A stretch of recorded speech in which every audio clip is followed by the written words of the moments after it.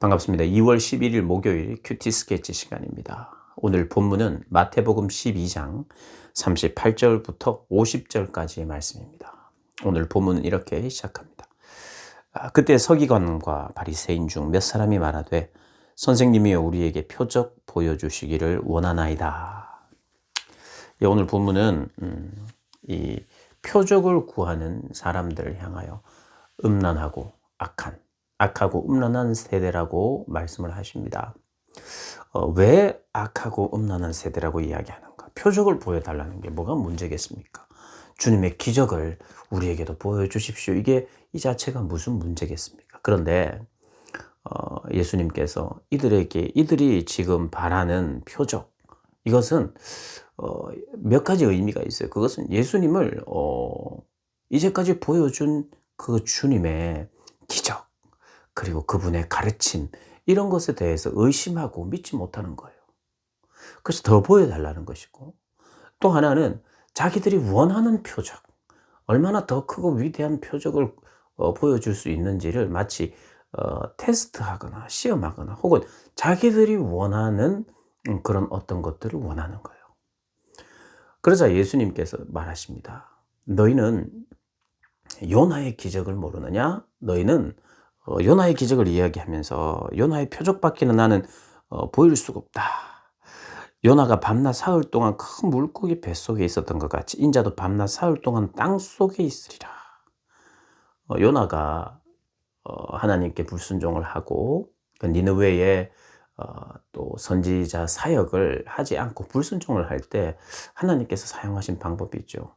다시스로 도망가는, 배를 타고 도망가는 그를 하나님께서 물고기를 보내서 그 사건이 이제 물고기 뱃속에 들어가는 그런 이야기가 나오지 않습니까? 요나서에. 혹시 잘 모르는 사람들은 요나서를 한번 다 읽어보십시오. 그런데 결국 회개하게 되고 하나님께서 은혜를 베푸셔서 그 물고기 뱃속에서 물고기가 토해내서 살아나죠. 그리고 나서 요나는 니느웨 성에서 회개의 복음을 외칩니다. 그러자 그 이방 땅 니느웨 사람들이 다 회개를 했어요. 요나의 어떤 그 복음의 말씀을 들었을까요? 아마도 추측해 보건대 요나는 내가 이러하고 저러해서 사실은 이방 땅인 니느웨에 올 생각이 없었다. 근데 하나님께서 나를 이곳에 은혜로 보내셨다. 그 스토리를 이야기했겠죠. 나는 이곳을 떠나고 싶었다. 여기 오고 싶지 않았다. 회개의 복음을 여기에서는 이방 땅에서는 전하기를 원치 않았다. 그런데 하나님께서 내가 이제 도망가는 나를 붙잡으셨다. 그리고 뱃속에 들어갔다가 나는 죽을 뻔하다가 살아나왔다. 그래서 내가 여기 와서 꼭 전하고 싶은 복음이 있다. 너희들은 회개해야 된다. 하나님이 살아계시다. 이런 이야기를 하지 않았겠습니까? 그러자 그 요나의 이야기를 들은 니느웨 사람들이 왕으로부터 해서 심지어는 가축까지 회개를 했다 그래요. 심지어는 가축까지. 그러니까 정말 그 회개의 역사가 일어난 거예요. 그런데 그 요나보다 더 큰 주님이 오셨는데 회개하지 않는데요. 그러니까 악한 세대라고 하는 거예요. 그리고 솔로몬의 지혜를 이야기하면서 그 멀리 여왕이 스바 여왕이 남방 여왕이 그 지혜로운 솔로몬의 말을 듣기 위해서까지 와서 지혜를 얻었거니와 솔로몬보다 더 크신 예수님이 오셨는데 너희들은 그 예수님의 가르침, 그분의 그 지혜를 배우지 못했다. 그들이 일어나서 너희를 정죄할 것이다. 더 크신 이가 이렇게 역사하시는데도 불구하고 너희들은 의심하고 또 표적을 구하느냐. 그리고 너희가 원하고 보고 싶은 표적을 원하느냐. 라고 말하는 거예요. 그러면서 악한 세대라고 하는데 악한 세대라고 이야기할 때 악하기만 하다고 말하지 않고 음란한 세대라고 말합니다. 악하고 음란한 세대. 음란하다는 이 이야기는 하나님의 언약의 백성이잖아요. 하나님과의 언약 관계 안에서 신실하게 하나님의 말씀을 들으면서 살았어야 되는데 순종하면서 살았어야 되는데 그들이 순종하지 않았어요. 그 언약 관계를 깨뜨렸어요. 그래서 음란한 세대라고 이야기합니다. 언약에 신실하지 못했다는 의미예요. 그래서 악하고 음란한 세대라고 이야기합니다. 그러면서 43절부터 45절에 더러운 귀신이 사람에게서 나갔을 때 물 없는 곳으로 다니며 쉬기를 구하되 쉴 만한 곳으로 얻지 못하고 이에 이르되 내가 나온 내 집으로 돌아가리라. 귀신이 일단 나갔는데, 사람에게서 나갔는데 머물 만한 곳이 없어서 내가 있던 집으로 다시 들어왔다는 거예요. 이게 무슨 말이냐 하면, 너희들이 주님의 말씀을 듣고, 그리고 너희들이 나름대로 회개한다고 회개하고 돌이킨다고 돌이켰는데도 불구하고, 너희들이 내려놓고 회개도 하고 뭐 이렇게 그렇게 했음에도 불구하고, 들었음에도 불구하고 너희들이 진정한 회개가 없고 진정한 돌이킴이 없고, 그래서 내 삶에 변화가 없다면, 그것을 듣고 비우는 것까지는 했는지 몰랐는데 모르겠지만 채워야 돼. 채워야 돼. 예수님으로 채우고 하나님의 나라와 하나님의 뜻으로 채우고 가득가득 채워야 되는데 채워지지 않았어요. 그렇죠. 사단이 다시 귀신이 들어와서 예전보다 더 황폐하게 됐다는 거예요. 더 많은 더 악한 귀신 7을 데리고 들어갔다는 그런 예를 들면서, 믿음이라는 거, 신앙생활이라는 게 그냥 한 번의 회개, 그리고 한 번의 결단, '아 그래 이래서는 안 되겠구나. 내가 이렇게 살아야 되겠구나.' 예수님의 말씀을 듣고 고개만 끄덕끄덕 해서는 안 된다 이 말이에요. 심지어는 귀신이 쫓겨나가고 내 삶을 지배하던 귀신이 쫓겨나갔다고 해서, 그렇다고 해서 안심하고 보상이 되지 않고 내가 변화를 위하여 몸부림치고 순종이 있고 삶에 참된 변화가 없으면, 그리고 예수님으로 가득 채워지지 않으면 다시 들어온다는 거예요. 그런데 그게 나중 형편이 이전 형편보다 더 나빠진다는 거예요. 그러니까 이걸 경고하시는 거예요. 이 유대인들에게, 바리새인들에게, 서기관들에게, 너희들이 유대인으로서 하나님의 말씀을 안다고 말하는데, 그리고 나름대로 그것을 듣고 뭔가는 어떤 일이 있었던 것 같을지 모르겠는데, 그리고 너희들이 심지어는 귀신이 너희를 주장하고 있다가 귀신이 쫓겨나가는 일을 경험했다 할지라도, 너에게 참된 회개와 변화가 없으면, 예수로 가득 채워지지 않으면 다시 들어온다는 거예요. 그러니까 우리가 이걸 어떻게 적용해야 되냐면, 나는 죽어야 돼요. 그러나 예수가 살아야 돼요. 내 안에서 왕성하게 사셔야 돼요. 내가 죽기만 하면 되는 게 아닙니다. 나만 죽이는 게 아니에요. 나를 계속 죽이기만 하는 사람이 아닙니다, 우리는. 나는 죽고 그리스도가 살아야 돼요. 그러니까 그리스도의 향기가 나야 되고, 그리스도의 기쁨이 있고, 감사가 있고, 그의 예수로 가득가득 채워야 돼요. 채우지 않으면 더 악해진다는 것입니다. 그러면서 주님이 이어서 말씀을 하시는데, 이 예수님의 가족들이 왔습니다. 예수님의 어머니와 동생들이 예수께 말하려고 밖에 섰대요. 그래서 이 제자들이 예수님이 왔다. 예수님의 가족들이 왔다. 예수님 가족들이 왔습니다. 그러자 예수님이 누가 내 가족이냐? 이렇게 이야기합니다. 사실 이 가족들은요, 왜 왔냐 하면, 다른 복음서에 보면 예수가 미쳤다는 이야기를 듣습니다. 예수님 가족들이. 그래서 예수님이 자꾸 이렇게 뭐 기적도 베풀었고 가르침도 있고 이런데도 불구하고 예수가 이상해졌다고 생각하고 왔어요. 하나님의 뜻을 행하고 있는 예수님을 향하여 뭔가 반대하고 있는 거예요. 이 형제가. 그렇게 온 가족들을 향하여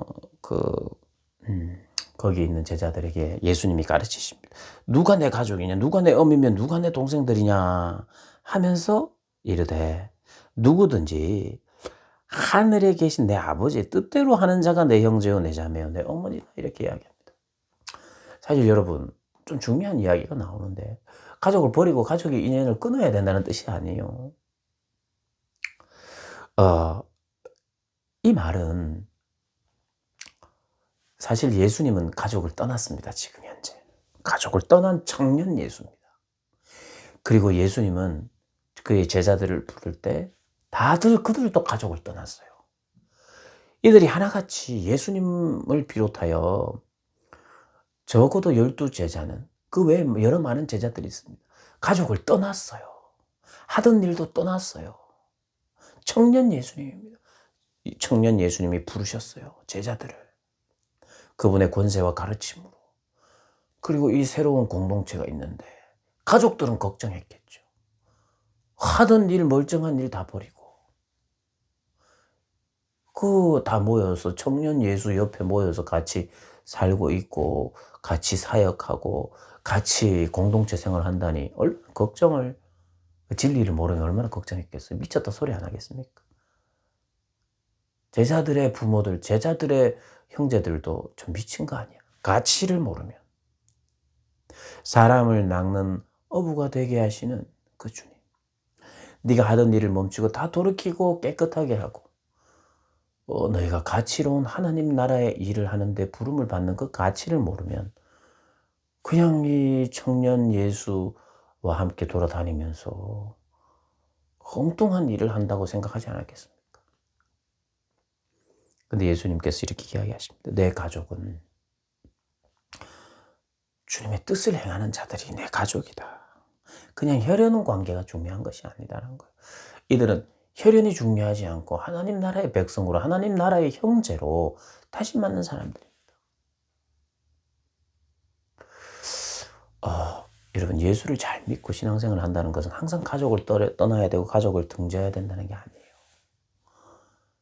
그런데 가족도 등질 수 있는 것이 진정한 그리스도의 제자입니다. 갑자기 아무 이유 없이 와서 너 가족 버릴 수 있어? 뜬금없이 와서 그런 질문을 하는 건 그것은 이상한 겁니다. 가족들을 사랑하고 끝까지 섬기고 이렇게 해야 돼요. 그렇지만 오늘 본문은 이런 거예요. 주님도 사랑하고 주님도 인정해 주시는 사람이 아니라 주님만 사랑하고 주님을 위해서만 사는 것. 주님도 위하고 이게 아니라 주님도 위하고 우리도 위하고 가족도 위하고 이런 게 아니라 나도 좋고 주님도 좋고 이게 아니라 그럴 경우도 많지만 주님이 좋은 것, 주님이 기뻐하신 걸 내가 하면 나도 좋고 나도 기쁜 게 맞아요. 그러나 나도 좋고 주님도 좋고를 항상 우리가 생각하면 안 돼요. 나도 좋고 주님도 좋고 가족도 좋고 가족도 좋고 주님도 좋아하시는 걸 하려고 하면 안 됩니다. 항상 우리의 생각 속에 주님도 좋지만 가족도 좋아야 된다고 생각하는 건 주님이 원하시는 기준이 아니에요. 일부러 가족은 싫어하고 주님이 좋아하는 것만 해서도 그것도 안 돼요. 그러나 적어도 때로는 가족은 원하지 않지만 주님이 원하실 때가 있을 수 있을까요? 어떤 면에서는 없기를 바랍니다. 저도 바랍니다. 없었으면 좋겠지만 그러나 그것을 물어오실 때가 있어요. 그리고 주님을 비롯한 주님의 모든 제자들은 가족을 버린 사람들입니다. 그럼 기독교는 효의 종교가 아닙니까? 아니요. 그 어떤 종교보다 효의 종교예요. 부모를 공경하라 종교입니다. 그런데 우리의 중심은, 우리의 잣대는 언제나 주님도 좋고 가족도 좋고 이런 잣대로 우리는 갖다 대면 안 돼요. 오늘 본문은 네가 가족도 좋고 주님도 좋고 뭐도 좋고 이거 도자를 빼거라. only 오직 주님만 위해서 사는 거. 주님만 위하다 보니 때로는 가족을 버려야 되기도 하고 때로는 등져야 되기도 하고 가족들은 너 미친 거 아니야? 왜 너는 이렇게 사니? 라고 말할 때 그것이 주님을 위하여 사는 삶이라면 우리는 주님만 위해서 할 수 있어야 되는 사람이라고 오늘 본문은 말하고 있어요. 여러분 46절부터 50절을요. 몇 번 읽어보십시오. 몇 번 읽어보십시오. 그리고 예수님의 공동체가 어떤 공동체였는가. 하나같이 가족을 버리고 온 공동체라는 예수님이 시작한 공동체. 우리는 가족 사랑이라고 하는 그 틀 안에서 주님 앞에 주님만이라고 하는 그것을 놓쳐버릴 때가 있을 수 있습니다. 있을 수 있어요. 가족을 소홀히 하거나 내 사랑하는 남편과 내 사랑하는 아내를 소홀히 하라는 뜻이 아니에요. 내 자녀를 그냥 방목시키라는 게 아니에요. 그러나 주님의 공동체가 어떻게 시작했는지 우리가 보셔야 합니다. 아무나 이렇게 가족만 버리면 다 되는 건 절대로 아니에요. 그러나 가장 소중한 것은 주님이라는 거예요. 주님 외에는 언제든지 내 목숨까지도 버릴 수 있는 그런 관계. 그게 사랑이잖아요. 사랑의 관계는 내 목숨을 줘도 아깝지 않는 이제 구정입니다. 명절이죠. 내일은. 근데 명절에 사랑하는 가족들이 있는데 마침 이런 본문이 우리에게 주어졌을 때는 주님이 묵상해 보라는 뜻 아닙니까? 가족, 가족. 우리의 이제 믿음의 고백은 오직 주님만, 그런 잣대로 다시 한번 살기로 결단하는 복된 여러분들 되시길 주님의 이름으로 축복합니다.